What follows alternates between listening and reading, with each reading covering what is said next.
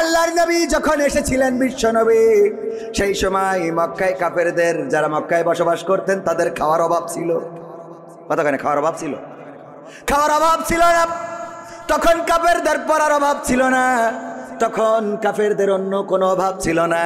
কিন্তু ওই সমাজে যেটার অভাব ছিল সেটা নীতি নৈতিকতার, সেটা আদর্শের, সেটা ব্যবহারের, সেটা চরিত্রের। এই অভাবগুলো ছিল। আল্লাহ রাসূল সাল্লাল্লাহু আলাইহি সাল্লাম যখন দেখলেন সব চলে, কিন্তু এই সমাজে এই সব কিছুর মধ্য দিয়ে যেটা চলে, ওই কাবাটা তাওয়াফ করতেন উলঙ্গ হয়ে। ঠিক না ভাই? ঠিক। তারা কাবাও তাওয়াফ করতো না? কথা কয় না। হজ করতো না? এ ভাই, আপনারা জানেন না হজ করতো কিনা? আপনারা মনে হয় এই আজকে প্রথম হজ শুনতেছেন।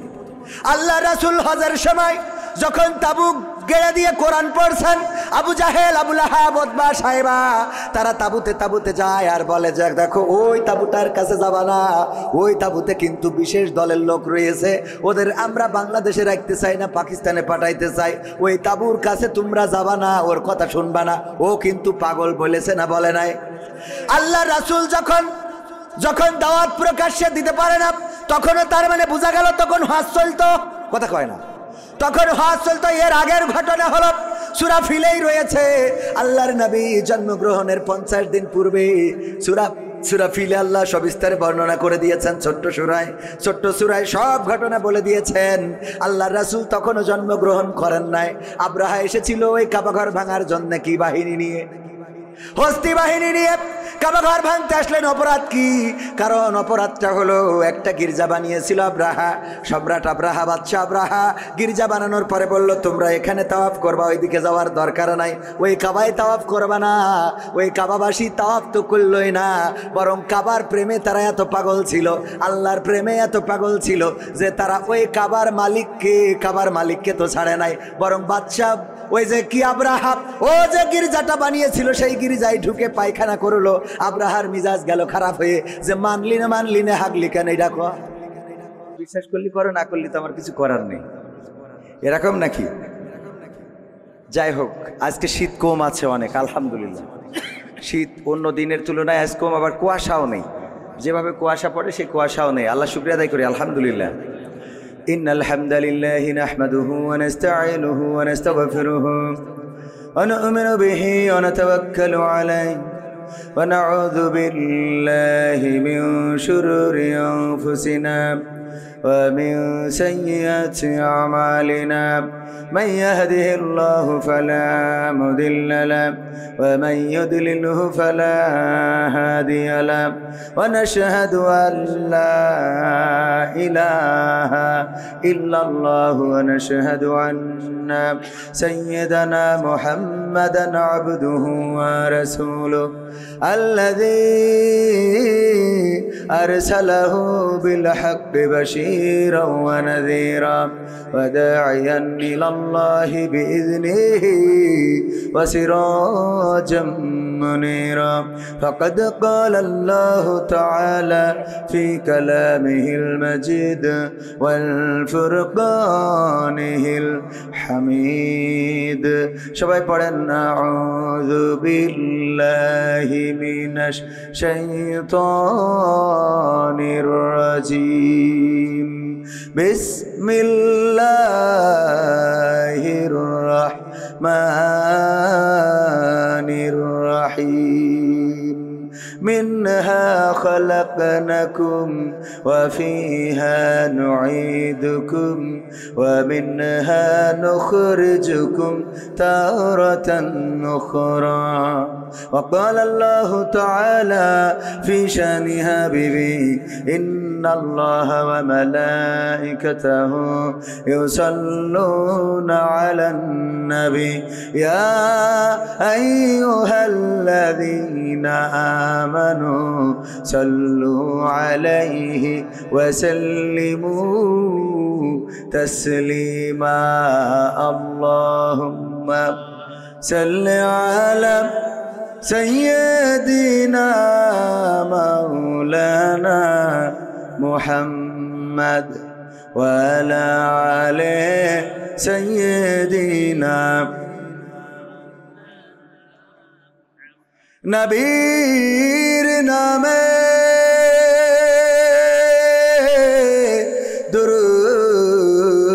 শরীফ পড়িবে যে জন তার জন্য যে হারাম হবে জাহান্নামের আগুন। আল্লাহুম্মা সাল্লি আলা সাইয়্যিদিনা মাওলানা মুহাম্মদ ওয়া আলা আলি সাইয়্যিদিনা। আরবের বুকে মক্কা নগরে আমেনার যেথায় ঘর আল্লাহর করুণা কৌসার হয়ে ঝরছে বারংবার। আল্লাহুম্মা সাল্লি আলা সাইয়্যিদিনা মাওলানা মুহাম্মদ ওয়া আলা আলি সাইয়্যিদিনা। লা ইলাহা ইল্লাল্লাহ লা ইলাহা ইল্লাল্লাহ লা ইলাহা ইল্লাল্লাহ লা ইলাহা ইল্লাল্লাহ লা ইলাহা ইল্লাল্লাহ মুহাম্মাদুর রাসূলুল্লাহ। সুবহানাল্লাহ ওয়ালহামদুলিল্লাহ লা ইলাহা সুবহানাল্লাহ ওয়ালহামদুলিল্লাহ লা ইলাহা লা ইলাহা ইল্লাল্লাহু মুহাম্মাদুর রাসূলুল্লাহ সাল্লাল্লাহু। আপন আপন বলিস কারে কেউ তো আপন হয় না। আপন আপন বলিস কারে কেউ তো আপন হয় না। স্বার্থ ছাড়া এই ভুবনে আপন তো কেউ রয়ে না। স্বার্থ ছাড়া এই ভুবনে আপন তো কেউ রয়ে না। আপন আপন বলো কারে কেউ তো আপন হয় না। আপন আপন বলো কারে কেউ তো আপন হয় না। স্বার্থ ছাড়া এই ভুবনে আপন তো কেউ রয়ে না। স্বার্থ ছাড়া এই ভুবনে আপন তো কেউ রয়ে না। চোখ বুঝিয়া ভাবর মন কে তোর আপন জন। ভালোবাসা পাওয়ার জন্যে আছে কি কারণ? চোখ বুঝিয়া ভাবো মানুষ কে তোমার আপন জন। ভালোবাসা পাওয়ার জন্যে আছে কি কারণ? চোখের আড়াল হলে দেখিস, চোখের আড়াল হয়ে দেখিস তোর কথা কেউ কয় না। স্বার্থ ছাড়া এই ভুবনে আপন তো কেউ রয়ে না।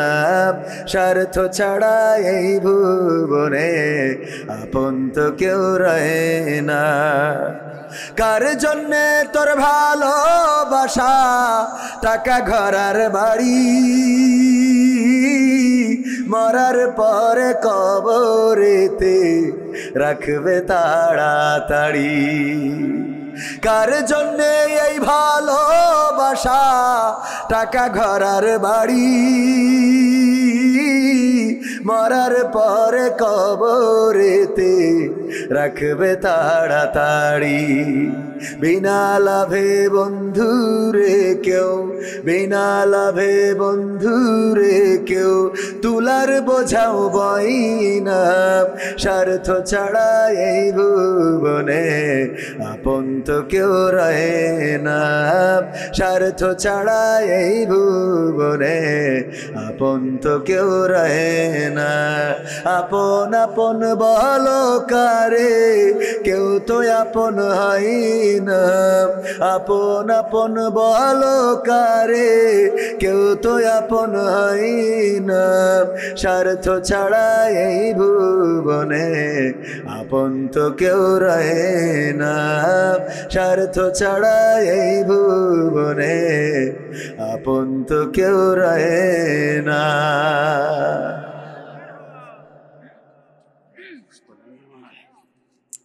সম্মানিত ভাইয়েরা, শুরু করব ইনশাল্লাহ। আপনারা শুনতে রাজি আছেন? থাকা যাবে কিছু সময় ইনশাল্লাহ। আমরা যাই করি তাই করি, 12টার মধ্যে শেষ করে দেব ইনশাআল্লাহ। আমাদের তৌফিক দান করুন, আমা তৌফিকি ইল্লা বিল্লাহ। সম্মানিত ভাইয়েরা, আমার ডান পাশে অনেক যুবক, তরুণ, কিশোর দাঁড়ানো মানুষদের আমি বসতে তেমন একটা বলতে চাইনি, কারণ বসতে বললে অনেকে আবার চলে যায়, যে দাঁড়িয়ে শুনতেছি তো তোমার ভালো লাগতেছে না, তাহলে চলে গেলাম, এরকম করে। তো এই জন্য চলে যেয়েন না, হয় বসেন না হয় দাঁড়ায় থাকেন, অসুবিধা। কমিটি বলেছে যে বসার জন্য, তো কমিটির কথা যদি না বলি তাইলে আবার ওরা যাওয়ার সময় টাকা দিবেন না। হ্যাঁ, তো সম্মানিত ভাইয়েরা, আজকে আমরা ধোপাকোলা হিলফুল ফুজুল যুব সংঘের উদ্যোগে আয়োজিত প্রথম এই বছর এই মাহফিলটা আমরা শুরু করছি, বলেন আলহামদুলিল্লাহ। এই মাহফিলের ইতিহাস, আমরা যারা এই মাহফিলের শ্রোতা হয়েছি, আমরা যারা বক্তা হয়েছি, অতিথি হয়েছি, সভাপতি হয়েছি, এই মাহফিলটা প্রথম বার্ষিকী হয়েছে। এইভাবে প্রথম বার্ষিক লিখতে লিখতে এক সময় 32, 33, 49, 60, 62, 100 হবে না। কিন্তু এই 60, 62 আসার আগে আমরা সব পটল তুলে বিক্রি করা শেষ, ঠিক না? ঠিক। আমরা কেউ থাকবো, কিন্তু প্রথম যে শুরুটা হয়েছে, প্রথম বছরের এই শুরুটার ইতিহাস হিসাবে আমরা থেকে গেলাম। কিয়ামত পর্যন্ত যদি মাহফিলটা চলে, এই মাহফিলের আমরা যারা বক্তা শ্রোতা হয়েছি, বক্তারা না হয় টাকা নিয়েছে, আপনারা তো টাকা নেননি, আমাদের যা হবে না, আপনাদের তো দোয়াটা ঠিক মতো হবে, ঠিক কিনা? সুতরাং আজকে আমরা অন্তত শেষ না করে যাব না, রাজি আছেন ইনশাআল্লাহ? এটা যেহেতু ইতিহাস তৈরি করা মাহফিল, বাংলাদেশ 1971-এ স্বাধীন হয়েছে, তারপরে অনেক, এর মধ্যে 72 গেছে, 73, 75, 77, 79, 84, 86, 2000, 2024 পর্যন্ত এসেছে। 71 স্মরণীয় হয়ে আছে না নাই? 52 স্মরণীয় হয়ে আছে না নাই? নতুন করে আবার আমরা যারা 24 দেখলাম, এই 24ও স্মরণীয় হয়ে থাকবে না? সুতরাং 71-এ যারা স্মরণীয় বরণীয় হয়েছিল, 52-তে যারা স্মরণীয় বরণীয় হয়েছিল, 71, এই 71, 52 পরবর্তী সময়ে 24-এ এসে যারা স্মরণীয় বরণীয়, তারাও কিন্তু এই বছরের পর বছর এভাবে চলতে থাকবে। আমরা যেমন বলি 1971-এ আমরা রাজপথে নেমেছিলাম, লড়াই করেছিলাম, সংগ্রাম করেছিলাম, রক্ত দিয়েছিলাম, আর তার বিনিময়ে বাংলাদেশ পেয়েছিলাম, বলি না? একইভাবে বলা হবে 2024-এ আমাদের ভাইয়েরা রক্ত দিয়েছিল, জীবন দিয়েছিল, শহীদ আবু সাইদ শহীদ হয়েছিল, শান্তমুগ্ধ তারা জীবন দিয়েছিল, ইয়ামিন রক্ত ঝরিয়েছিল, বাংলাদেশের হাজার মানুষ শহীদ হয়েছিল, অসংখ্য সহস্র আহত নিহত হয়ে এই বাংলাদেশ একটি সুন্দর সুখী সমৃদ্ধশালী বাংলাদেশ গড়ার জন্যে, স্বাধীনতা সার্বভৌমত্ব টিকিয়ে রাখার জন্যে 2024-এ বাক স্বাধীনতা ফিরিয়ে এনেছিল। বলা হবে না? সুতরাং আমরা 24-এ যারা বেঁচে আছি তারা স্মরণীয় বরণীয়, ঠিক কিনা? আজকের মাহফিলটাও তদ্রূপ স্মরণ। আমি কিন্তু উদাহরণ দেওয়ার জন্য বললাম, আবার মনে করেন না রাজনীতির কথা বললাম। আমার রাজনীতি বলার কোনো দরকার নেই, কারণ এই অঞ্চলে না আমি মেম্বারি চেয়ারম্যানিতে দাঁড়াবো, না এমপিতে, আর আমার জীবনে তো এমপি নমিনেশন কেউ দেবেও না। তো মহিলা মেম্বার পদে দাঁড়াইতে চাইলে হয়তো দিতে পারে, দেবে, তাও দেবে না। আপনারা তো হাসলেন, তার মানে দেবে না, বোঝা হয়ে গেছে। তো আজকের এই মাহফিলে যারা এসেছেন, আল্লাহ যাদেরকে কবুল করেছেন, কিয়ামত পর্যন্ত দোয়া পাবেন। কারণ 52তম মাহফিলে এসে বলবে, আল্লাহ এই মাহফিল যারা শুরু করেছিল আজ পর্যন্ত চলমান, তুমি তাদেরকে আল্লাহ কবরে সওয়াব পৌঁছে দাও, অথবা জান্নাতের বাগান বানাও, অথবা ক্ষমা করে দাও। 20 বছর, 50 বছর, 60 বছর, 100 বছর পরে আমাদের সন্তানেরাও আমাদের জন্য দোয়া করবে না, কিন্তু এই মাহফিলে দোয়া হবে। সুবহানাল্লাহ। সুতরাং এই মাহফিলে বসলে আপনারা ক্ষতিগ্রস্ত হবেন না, লাভবান হবেন। আজকের মাহফিলের সভাপতি জনাব মাওলানা শফিকুর রহমান সাহেব, যিনি খতিব নতুনহাট কেন্দ্রীয় জামে মসজিদের, এবং আমাদের শ্রদ্ধাভাজন উস্তাদ, আমাদের মাথার তাজ, আমাদের মাজলিসুল মুফাসসিরিন বাংলাদেশ যশোর জেলার শ্রদ্ধাভাজন সেক্রেটারি, আমরা তাকে পেয়েছি আজকের মাহফিলে। আমরা ওনার প্রতি কৃতজ্ঞতা জ্ঞাপন করছি। আল্লাহ তাকে হায়াতে তৈয়বা নসিব করুন, বলেন আমিন। আলোচনা করেছে, এছাড়া বিশেষ মেহমান হিসাবে আসন অলঙ্কৃত করেছেন আমার বা পাশেই বসা, একাধিকবার নির্বাচিত হয়েছেন চেয়ারম্যান হিসাবে, গণমানুষের নেতা, জননন্দিত জনপ্রিয় জননেতা, আমাদের প্রিয় মুহতারাম শ্রদ্ধাভাজন জনাব মোহাম্মদ সিরাজুল ইসলাম সাহেব, সাবেক চেয়ারম্যান আরবপুর ইউনিয়ন পরিষদের, এবং আল্লাহ যদি কবুল করেন আগামীতেও ইনশাআল্লাহ আমরা নেতৃত্বে তাদেরকে পেতে চাই না, ভালোর সাথে যারা থাকবে আমরা তাদেরকে পেতে চাই, কিন্তু ভালোর থেকে যদি বিচ্যুতি ঘটে, সে যদি জামাতেরও হয়, তাও তার পক্ষে আমরা বলেন আছি নাই। আমাদের মুহতারাম সিরাজুল ইসলাম সাহেবকে আল্লাহ রাব্বুল আলামিন হায়াতে তৈয়বা নসিব করুন, এবং আজকে আমাদের মাহফিলে আসার জন্য আমরা ওনার প্রতি কৃতজ্ঞতা জ্ঞাপন করছি। আলোচনা করেছেন মাওলানা মুফতি, উনি কথা বলবেন, আমি এই কথাগুলো বলেই আমি ওনাকে কথা বলতে দেবো, কারণ উনি খাওয়া দাওয়া করে আসতে একটু দেরি হয়ে গেল, না হলে আমার ফাঁকে কথা বলে নিতেন। এছাড়া আলোচনা করেছেন মাওলানা মুফতি সাইফুল্লাহ বিন কোরবান সাহেব, আমার বন্ধুবর। আলোচনা করেছেন আমার আর এক প্রিয় ভাই, আপনারা যার আলোচনা শুনে মুগ্ধ হয়েছেন, উনি সব জায়গায় প্রধান বক্তা হন, আমি ওনার আগে আলোচনা করি, কিন্তু আজকে কোনো না কোনো কারণে উনি আমার আগে ফ্ল্যাটটা নিয়ে ফেলেছেন। তো আমি দুঃখিত যে ওনার পরে আলোচনা করতে পারলে এটাই ভালো ওনার আগে আলোচনা করতে পারলে এটাই ভালো লাগতো, কারণ মুহতারাম আমাদের ভাইজান আমি অত্যন্ত সম্মান করি, ভাই ভালো করেই জানেন, সামনে বলে বলছি না। তো ভাইজানের প্রতি কৃতজ্ঞতা যে উনি আজকে আমার আগে আলোচনা করেছেন।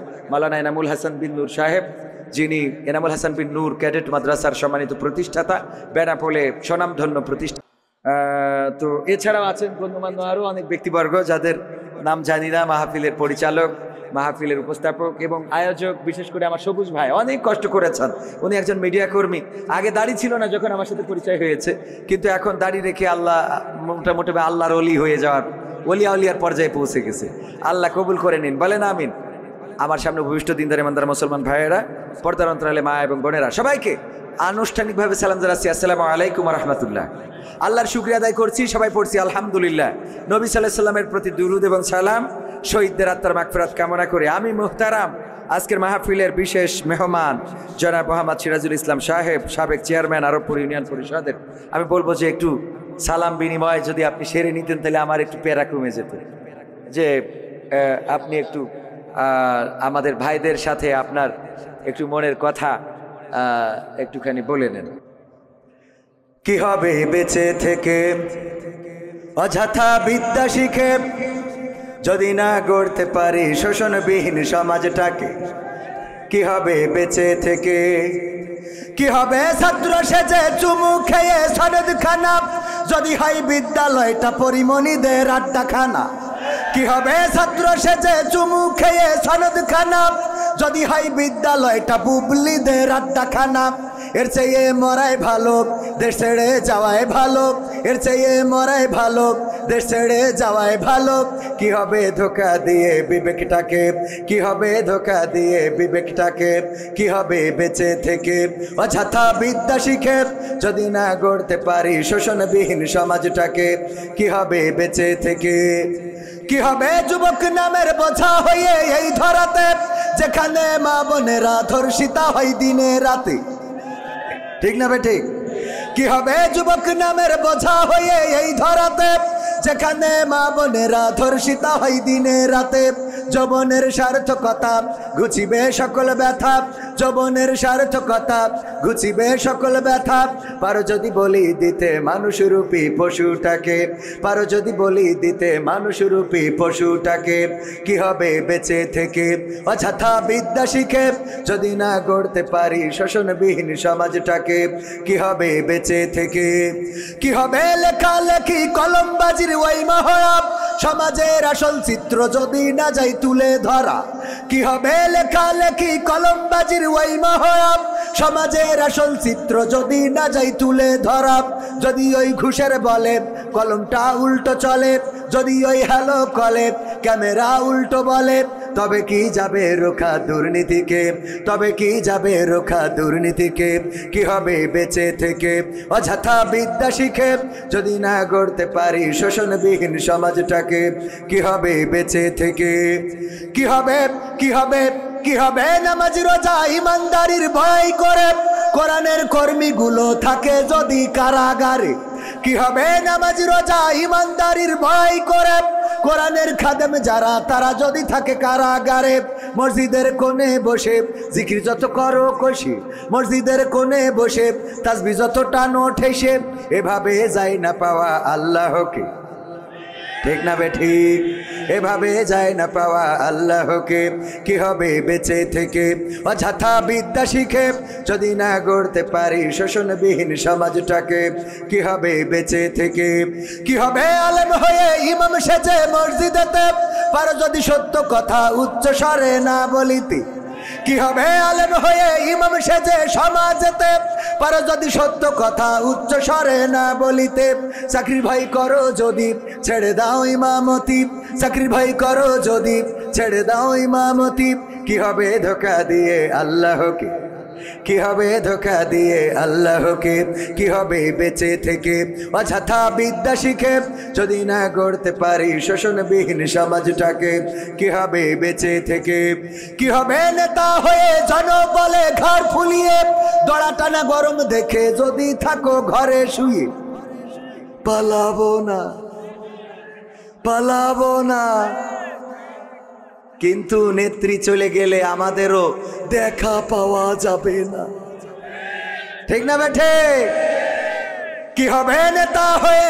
জনবলে ঘাড় ফুলিয়ে রাজপথ গরম দেখে যদি থাকো ঘরে শুয়ে, এর চেয়ে সেজে গুজে ভিলেনের সঠিক পদে, এর চেয়ে সেজে গুজে ভিলেনের সঠিক পদে দিয়ে দাও অভিনয়ে জীবনটাকে, দিয়ে দাও অভিনয়ে জীবনটাকে, কি হবে বেঁচে থেকে অযথা বিদ্যা শিখে যদি না গড়তে পারি শোষণবিহীন সমাজটাকে, কি হবে বেঁচে থেকে, কি হবে আকাশ ছোঁয়া বিলাসবহুল বাড়ি গাড়ি না খেয়ে কত মানুষ পরপারে দিচ্ছে পাড়ি, কি হবে আকাশ ছোঁয়া বিলাসবহুল বাড়ি গাড়ি না খেয়ে কত মানুষ পরপারে দিচ্ছে পাড়ি, আজরাইল আসবে যাবে মাটিতেই পড়ে রবে, আজরাইল আসবে যাবে মাটিতেই পড়ে রবে, কোনো কাজে লাগবে না ওই প্রাসাদটাকে, কোনো কাজে লাগবে না ওই প্রাসাদটাকে, কি হবে বেঁচে থেকে অযথা বিদ্যা শিখে যদি না গড়তে পারি শোষণবিহীন সমাজটাকে,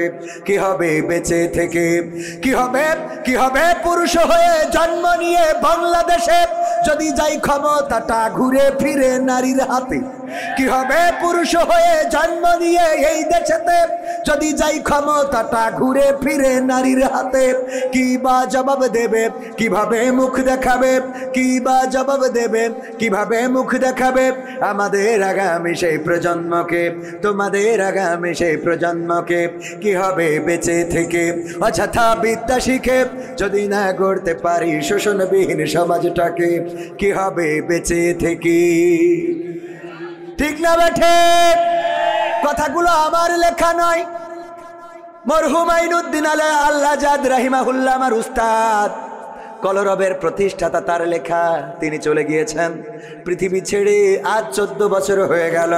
2010 সালে কোনো এক মাহফিল থেকে ফেরার পথে অ্যাক্সিডেন্ট অথবা পরিকল্পিতভাবে যেভাবেই হোক পৃথিবী থেকে বিদায় নিয়েছিলেন, তার মানে 2010-এ বিদায় নিয়েছেন, গানটা তারও আগে লেখা, ঠিক না বে ঠিক, আগে মানে কি এটা 2000 সালের দিকে লেখা, 2000 সাল কিংবা 1999 সাল, সেই সময়ের গান এখনো গাইলে মনে হয় গতকালকে লিখেছে, ঠিক না বে ঠিক, কারণ এখনো সমাজের পরিবর্তন হয় নাই, এখনো শোষণ মুক্ত সমাজ আসে নাই। আমার শোষণ মুক্ত সমাজ গড়ার জন্য প্রথমে আন্দোলন করেছিলেন বঙ্গবন্ধু শেখ মুজিবুর রহমান, তারপরে আন্দোলন করেছেন জিয়াউর রহমান, তারপরে আন্দোলন করেছেন এরশাদ, তারপরে আন্দোলন করেছেন খালেদা জিয়া, তারপরে আন্দোলন করেছেন শেখ হাসিনা, এরপরে আবার খালেদা জিয়া, তারপরে আবার শেখ হাসিনা, তারপরে আবার এর মধ্যে ফখরুদ্দিন মঈনুদ্দিন এসেছিল, এখন নতুন করে ডক্টর ইউনূস এসেছে। এখনো বাংলাদেশ শোষণ মুক্ত হয় নাই। আজকেও পত্রিকার নিউজ, আমার এক আল্লাহর ওলি আমাদের আল্লাহর ওলি দেখেন, দলের নাম না বলে তো উপায় নেই, সাংবাদিকরা বলেছে আমার দোষ না। যুবলীগের এক আল্লাহর ওলি ব্রাহ্মণবাড়িয়ায় একজন নারীকে হত্যার পরে তার লাশটা একটা পরিত্যক্ত ঘরের মধ্যে নিয়ে গর্তের মধ্যে ঢুকায়ে পুড়াইয়ে দিচ্ছিল। ধরা পড়েছে না পড়ে নাই? নারীদেরকে পুড়াইয়ে দিচ্ছে, লাশ মাথাটা পুকুরের মধ্যে ফেলানো। অ্যারেস্ট হয়েছে বিশেষ দলের লোক। ওই দলের লোক বলেই বলছি না, এমন অপরাধ বিএনপি জামাত জাসদ বাসদেও করতে পারে না। তবে তুলনামূলকভাবে আল্লাহর ওলিদের একটু বেশি লোক আছে না নাই? অপরাধ করার মাত্রা বেশি না কম? এই অপরাধ এখনো মুক্ত হয় নাই। যদি জামাতেও থাকে আমরা প্রতিবাদ করব। কথা আগে বুঝে নেবেন, তারপরে লাভ দেবেন। যদি ধর্ষণ করে, আমার বাড়িতে যদি ধর্ষণকারী ধর্ষণ করে, আমি জামাত করার কারণে জামাতের কোনো নেতা যদি ধর্ষণ করে মানব নাকি? আপনি আওয়ামী লীগ করার কারণে কোনো যুবলীগ যদি ধর্ষণ করে মেনে নেবেন নাকি? কত করে মেনে নেব? সুতরাং এই বাংলাদেশে যদি কোথাও অন্যায় হয়, অনাচার হয়, পাপাচার হয়, কদাচার হয়, খুন হয়, গুম হয়, হত্যা হয়, তার বিরুদ্ধে প্রতিবাদের দরকার আছে না নাই? আল্লাহর নবী যখন এসেছিলেন বিশ্ব নবী, সেই সময় মক্কায় কাফেরদের, যারা মক্কায় বসবাস করতেন, তাদের খাওয়ার অভাব ছিল। কতখানি খাওয়ার অভাব ছিল? খাওয়ার অভাব ছিল না। তখন কাফেরদের পড়ার অভাব ছিল না, তখন কাফেরদের অন্য কোনো অভাব ছিল না। কিন্তু ওই সমাজে যেটার অভাব ছিল সেটা নীতি নৈতিকতার, সেটা আদর্শের, সেটা ব্যবহারের, সেটা চরিত্রের।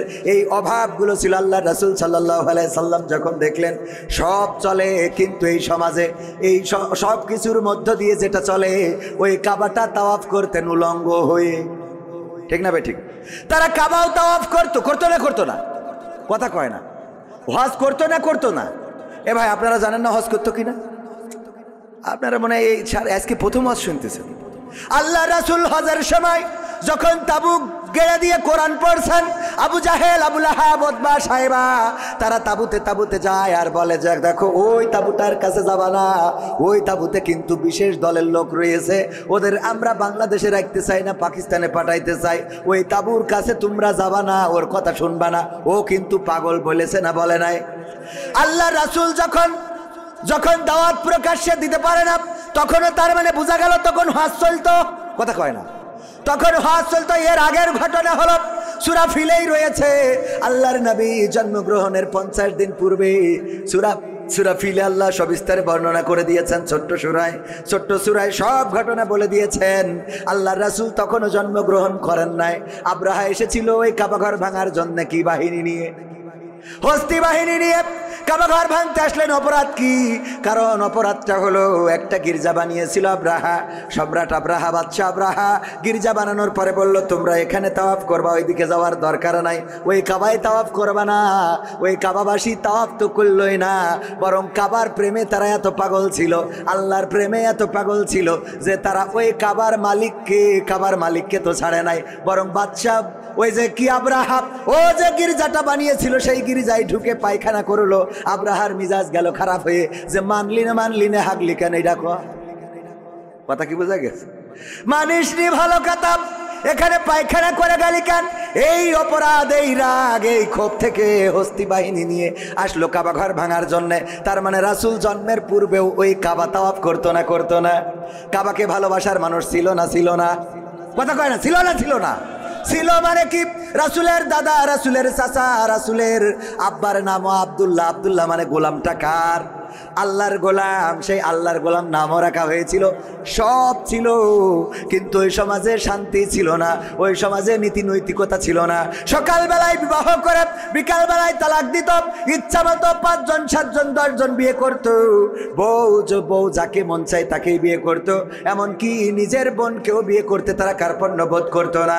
তুচ্ছ কারণে মারামারি করতো, কাটাকাটি করতো, তুচ্ছ কারণে তারা অন্যায় লিপ্ত হয়ে যেত, একজন আর একজনের সাথে অবাধে মেলামেশা করতো। এই জাতীয় অপরাধগুলোর কারণে আল্লাহ রাসূল সাল্লাল্লাহু আলাইহি ওয়াসাল্লামকে আল্লাহ পাঠালেন ওই কাবা তাওয়াফ করার জন্য। যদি পাঠাতেন তাইলে ওই সময়ও কাবা তাওয়াফ করার লোক ছিল না? ছিল মানে কি? কাবার প্রেমে এত পাগল যে গির্জায় যেয়ে হেগে থিয়ে আইলেন। তাহলে আল্লাহ কাবা তাওয়াফের জন্য রাসূলকে পাঠায় নাই। কথা কি বোঝা গেছে? আপনি হজে যাবেন, আলহাজ হাজী সাহেব সালমান এফ রহমানও হজ করেছে গত রমজানে। পীর সাহেব আমার ফেসবুক স্ট্যাটাস দিয়েছে, কাবার ইমাম যেখানে দাঁড়ায় আমি তার বরাবর একদম টানটাইনে সোজা এই পাশে দাঁড়াইছি। আল্লাহর ওলি দাঁড়াইলো কাবা ঘরে, যে এত বড় পরহেজগার ইমামের সামনে ইমাম বরাবর দাঁড়াইলো। আবার যেই বিপদে পড়েছে আগে দাড়ি ডারে ঝেড়িয়েছে, ঠিক না বেঠে? আগে ঝেড়িস দাড়ি। এবার যদি বলেন এটা রাজনীতির কথা, না, কোনো রাজনীতির কথা নয়।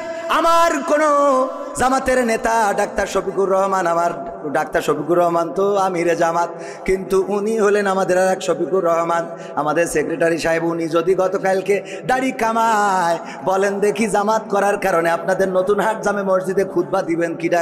খুতবা দিতে দিবেন কে কে? হাত উঁচু করেন। একজনও দেবেন?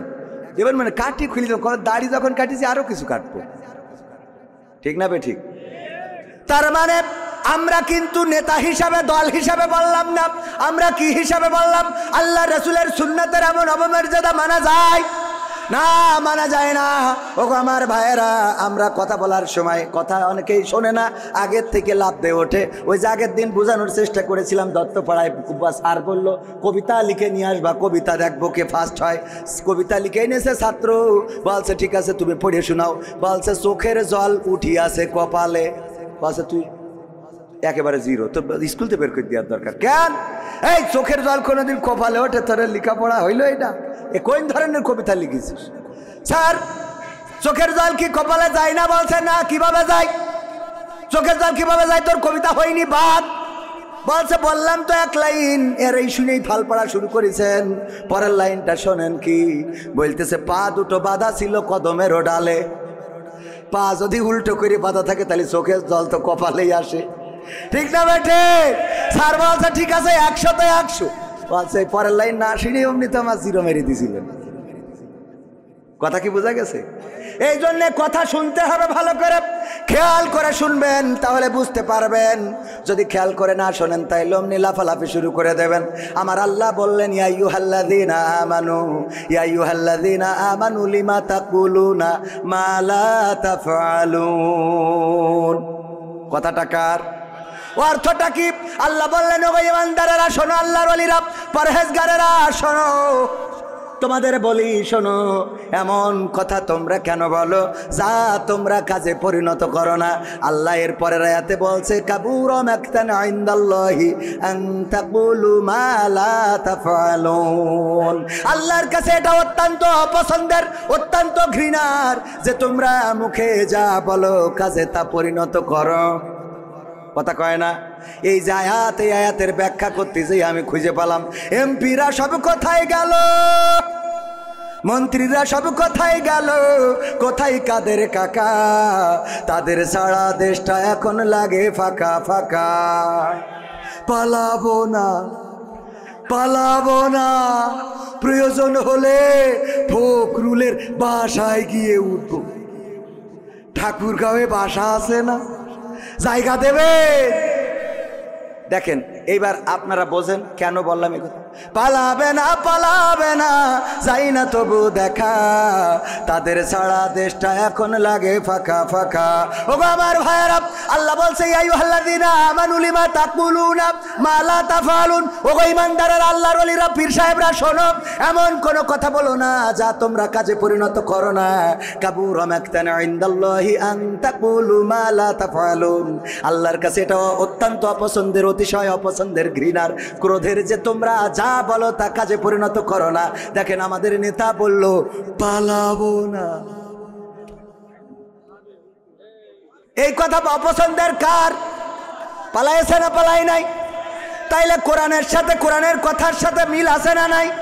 এটা আল্লাহর অত্যন্ত অপছন্দের। এখন যদি বলেন হুজুর এই কথা বলা যাবে না, তাইলে কোরআন বলেছে আমি বলবো না কেন? তুমি বললে পালাবা না, ঠাকুরগাঁওয়ে যাবো, আমি সেখানে যাই খোঁজ নিছি, যাইনি, আমি নিজে গেছি, সত্যি স্ট্যাটাস দিয়ে আছে ফেসবুকে, দেখে নেব। এখানে গেলেনও না, আবার বললেন পালাবেন না। এবার দেখেন পরহেজগার 80 রাকাত 90 রাকাত তাহাজ্জুদ না পড়ে আমার স্বামী ওসমান হাফিজাহুল্লাহ, উনি তো ঘুমাতে যান না। এই আল্লাহর ওলি, সে বলল খেলা হবে, খেলা হবে, আসো খেলবো। যেই ছাত্ররা খেলার জন্য দাঁড়াইলো সেই তো আল্লাহর ওলি নেই। তাহলে আল্লাহ বলছে কাবুরা মাকতান ইনদাল্লাহি আন তাকুলু মা লা তাফআলুন। ওগো স্বামী মুসলমান এমন কথা কেন বলো? এই কথা তো আল্লাহর কাছে অত্যন্ত অপছন্দের, অত্যন্ত ঘৃণার, যে তোমরা মুখে যা বলো কাজে তা করো না। অথচ দেখেন অপর দিকে যারা বলেছে এই মাটি আমাদের সম্পদ, এটা তিতুমিরের মাটি, এটা শাহজালালের পুণ্যভূমি, এই জমিনে রক্ত ঝরেছে, আমার শহীদদের রক্ত লেগে আছে, ৭১ রক্ত দিয়েছি, এই জমিনে আল্লাহর ওলিরা ঘুমারো, এই জমিনকে অতন্দ্র প্রহরীর মতো পাহারা দেব। ১ ইঞ্চি মাটি, আমার বাংলার মাটি, কোনো দাদার হাতে ছেড়ে দেব না। বলেন দেখি, ফাঁসির কাস্টে ঝুলাইছে তাও কি পালাইছে কেউ? কথা কয় না পালাইছে কেউ? বরং মৃত্যুটাকে বরণ করেছে, হামলা হয়েছে, মামলা হয়েছে, এই দেশ ছাড়ে নাই, মাটি ছাড়ে নাই, এলাকা ছাড়ে নাই, বছরের পর বছর জেল জুলুম নির্যাতন সহ্য করেছে। কোরআনের পাখি দেলোয়ার হুসাইন সাইদি দলমত নির্বিশেষে সবার প্রিয় মানুষ, এই প্রিয় মানুষটা কোরআনের পক্ষে কথা বলেছেন। আওয়ামী লীগেরাও তার ওয়াজ শোনেন, বিএনপি জামাত জাসদ বাসদ হেফাজত সবাই তার ওয়াজ শোনে না, শোনে না? পালিয়েছেন কখনো? পালান তো নাই, বরং আল্লাহর নবীকে যেমন প্রস্তাব দেওয়া হয়েছিল, বিশ্ব নবীকে বলল, কাফেরেরা বলল দেখো সে কি চায়, এই মক্কায় তো সব আছে, আমরা তার সব দেব, কি কি দেবে? আবু তালিবকে ডেকে বলল মুহাম্মদকে থামাও। কি থামাবো, কিভাবে থামাবো? বলল প্রস্তাব নিয়ে যাও 3টা। কয়টা? 3টা। 1 নম্বর, যদি সে ক্ষমতা চায় মক্কার প্রেসিডেন্ট বানাবো, যদি সে অর্থ চায় সবচেয়ে ধনী বানাবো, যদি সে নারী চায় তাইলে সবচেয়ে সুন্দরী নারীর সাথে বিয়ে করাবো, আর যদি বলে না 3টাই লাগবে একসাথে দিয়ে দেব, এর বিনিময়ে কালেমার দাওয়াত দেওয়া ছেড়ে দিতে হবে। আল্লাহর নবী সাল্লাল্লাহু আলাইহি সাল্লাম বললেন যে এই জন্যই আমি বসে আছি। কথা কয় না? কয় ঠিক? আল্লাহর নবী এই জন্যই বসেছিল? নাউজুবিল্লাহ, বলেন নাউজুবিল্লাহ। এই যে ওয়াজ আমার শ্রোতাকে আমি মাঝে মাঝে পরীক্ষা নিই, যে যারা শ্রোতা এরা দেখি কিরাম ওয়াজ শুনে আবেগ মানে কি, মানে ওয়াজের পরীক্ষায় যে একটু করবো, আপনাদের করবো রাজি? দেখা যাক, জীবনে তো কবে পরীক্ষা দিয়েছেন? 5, 4 পড়ি, আমিও অনেক আগে দিয়েছি ছোটবেলায়, তো একটা পরীক্ষা হয়ে যাক, রাজি? আল্লাহ রাব্বুল আলামিন হঠাৎ করে মুনকার নাকিরকে খুঁজে পাচ্ছে না। আরে বাবা কি বিপদ, কত মানুষ মারা গেছে, কবরে যে সওয়াল করতে হবে, আর সেই সওয়ালের জবাব দেবে মানুষেরা। মান রব্বুকা ওয়া মান দিনুকা ওয়া মান নাবিয়ুকা, তোমার রবকে, তোমার দিন কি, তোমার নবীকে, কিন্তু মুনকার নাকির তো হারাই গেছে, খুঁজে পাচ্ছে না। আল্লাহ রাব্বুল আলামিন ফেরেশতায় একদল তদন্ত কমিটি বানাইলো, বলল 3 সদস্য বিশিষ্ট তদন্ত কমিটি, তোমরা তাড়াতাড়ি চলে যাও, খোঁজো খোঁজো খোঁজো, খুঁজে দেখো এক্ষুনি এত লাশ ডিবে পড়ে গেছে, ও কখন কি হইবে আনে। ওরে বাবা, এই পৃথিবীতে খুঁজে পায় না। হঠাৎ করে দেখে বাগদাদে আব্দুল কাদের জিলানির কবরে মুনকার নাকিরের হাত পিছনে নিয়ে পিঠ মোড়া দিয়ে বাইন্ধে রেখেছে। আল্লাহর কাছে যেয়ে বলল, আল্লাহ মুনকার নাকিরের খুঁজে পাবো কি করে? আল্লাহ, ওই যে বাগদাদে দেখলাম তোমার এক বান্দার কবরে পিঠ মোড়া দিয়ে বাইন্ধে থুয়ে দিয়েছে। আল্লাহ বলছে যা ওই বান্দার কাছে জিজ্ঞাসা করো তার দাবিটা কি জন্য বাইন্ধেছে, কি করলি ছাড়বে, তাড়াতাড়ি করে ছেড়ে দিতে বলো। এসে জিজ্ঞেস করছে, আল্লাহর বান্দা তুমি কে? আমি আব্দুল কাদের জিলানী। কেন বেঁধে রেখেছ?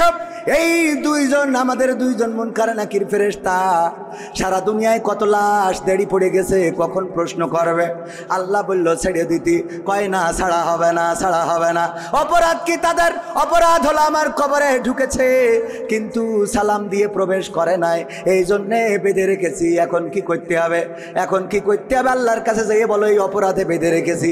আল্লাহর কাছে যেয়ে ফেরেশতারা বলেছে, আল্লাহ আব্দুল কাদের জিলানী সালাম দেয় নাই, অপরাধে তাদের হাত পিছনে দিয়ে হাত করা, ওই যে হাত মুড়া দিয়ে একেবারে কায়দা করে বেঁধে রেখেছে, ছাড়বে না। বলছে যাও যে প্রস্তাব দাও যে আর কি করলি ছাড়বে, সে কি চায়, তার দাবি কি, দাবি মেনে নেওয়া হবে। তখন আব্দুল কাদের জিলানির কাছে এসে ফেরেশতারা বলতেছে, ও আব্দুল কাদের জিলানী, আল্লাহ পাঠিয়েছে, কোন দাবি আছে আপনার, সেই দাবি আল্লাহ পূরণ করে দেবে। তখন আব্দুল কাদের জিলানী বলতেছে, দেখো আল্লাহরে যেয়ে বলো, আল্লাহ জানো এই বাগদাদে যত কবরবাসী আছে সব কবরবাসীগুলোকে আল্লাহ চিরজীবনের মতো কবরের আযাব মাফ করে দেয়। এই কথা যখন ফেরেশতারা যেয়ে বলেছে, ওগো আল্লাহ, আব্দুল কাদের জিলানী গোটা বাগদাদে যত কবরবাসী আছে সব কবরকে ক্ষমা করে দিতে বলেছে, আর কোনো কবরে আযাব দেয়া যাবে না। তখন আল্লাহ রাব্বুল আলামিন আব্দুল কাদের জিলানীকে ডাক দিয়ে বললেন, ওগো আব্দুল কাদের জিলানী শোনো, তুমি আজকে আমারে যে বিপদে ফেলেছো আব্দুল কাদের জিলানী, আজকে তুমি আমারে ছোট্ট একটা শাস্তি দিয়েছো, একদম নরমালে ছেড়ে দিয়েছো। অথচ তুমি যদি বাগদাদ না বলে, তুমি যদি বলতে মাশরিক থেকে মাগরিব পর্যন্ত যত মানুষ এই পৃথিবীতে চিরজনমের মতো বিদায় নিয়েছে আর কিয়ামত পর্যন্ত যারা বিদায় নিয়ে চলে যাবে তাদের ক্ষমা করে দাও, আমি আল্লাহ বাধ্য হয়ে গেছিলাম ক্ষমা করার জন্যে, তবে তুমি শুধু বাগদাদের মানুষের ক্ষমা চেয়েছো, আমি আল্লাহ ক্ষমা করে দিলাম। বলেন সুবহানাল্লাহ। সুবহানাল্লাহ বলেছেন কয়জন? হাত তোলেন। নারায়ে তাকবীর। বলেননি কয়জন? নারায়ে তাকবীর। এবার আপনারা বলেন কারা ফেল কারা পাস? এই ফেরেশতার বান্ধার মতো শক্তি, হ্যাঁ? পরীক্ষা বইলে কয়ে নিলাম তাও ফেল, হ্যাঁ? আল্লাহরে বিপদে ফেলার মতো শক্তি কারো আছে? নাউজুবিল্লাহ বলবেন না? বলেন নাউজুবিল্লাহ। মানে সুর দিয়ে বললে ওরে বাবা সুবহানাল্লাহ পড়ার জন্য মন ডাকু পাকু করে, ঠিক না ভাই? ঠিক। ও আল্লাহ হুজুর কত সুন্দর করে রে, এই ওয়াজ শুনে সুবহানাল্লাহ পড়লেন। ভাইরা আমার, আকলটারে কাজে লাগাতে হবে, বিবেকটারে কাজে লাগাতে হবে। আল্লাহর নবীর স্ত্রী বিবি খাদিজা রাদিয়াল্লাহু তাআলা আনহা ইন্তেকালের সময় বললেন, ওগো নবী গো, আপনার কাছে তিনটা আবদার রাখবেন কিনা বলেন। আল্লাহর নবী ডানে তাকায়, বামে তাকায়, আকাশের দিকে তাকায়। যখন আল্লাহর নবী সিগন্যাল পাইলেন যে ঠিক আছে, খাদিজা যে অনুরোধ করে অনুরোধটা রাখার জন্য জবানটা দাও। আল্লাহর নবী বললেন, ওগো খাদিজা বলো দেখি তোমার কি চাওয়া? বিবি খাদিজা রাদিয়াল্লাহু তাআলা আনহা বললেন, ওগো নবী গো, আমার চাওয়া হলো আমার মৃত্যুর পরে আপনি আমার কাফনের কাপড় আপনার জামা দিয়ে, আপনার কাপড় দিয়ে জড়িয়ে দিবেন। 2 নম্বর দাবি হলো গো নবী, আপনার আলগা দিয়ে আমার ওই কবরে একটু গড়াগড়ি দিবেন। 3 নম্বর দাবি হলো নবী গো, আমার বড্ড ভয় হয় মুনকার নাকির যখন এসে প্রশ্ন করবে, মান রব্বুকা ওয়া মান দীনুকা ওয়া মান নাবিয়ুকা, তোমার রবকে, তোমার দিন কি, তোমার নবীকে ছিল, আমি জানি না ওই কবরে প্রশ্নের উত্তর ঠিক মতো দিতে পারবো কিনা, আমি ভয় পেয়ে হয়তো প্রশ্নের উত্তর ভুলে যেতে পারি। ওগো আল্লাহর নবী, আপনার কাছে দাবি হলো আপনি আমার কবরের কাছে দাঁড়াবেন, আর যখন মুনকার নাকির সওয়াল করার জন্য আসবে আপনি আমার পক্ষ থেকে জবাবটা দিয়ে দিবেন, এইটাই আপনার কাছে আবদার। আল্লাহর নবী বললেন, কেন এমন আবদার করলে ওগো খাদিজা? খাদিজা রাদিয়াল্লাহু তাআলা আনহা বললেন, ওগো নবী গো, আমার আবদারটা এই জন্যে আমি বড্ড ভয় পাই কবরের আযাবের, না জানি কবর আমার সাথে কিরূপ আচরণ করে। আপনার গায়ের জামা যদি আমার কাফনের কাপড় হয় তাইলে আমি বিশ্বাস করি হয়তো কবর আমার সাথে বেয়াদবি করবে না। যদি আপনি আমার কবরে একটু গড়াগড়ি দেন, বিশ্ব নবীর দেহ মোবারক ওই কবরের মধ্যে পড়েছিল, ওই কবর হয়তো বেয়াদবি করবে না।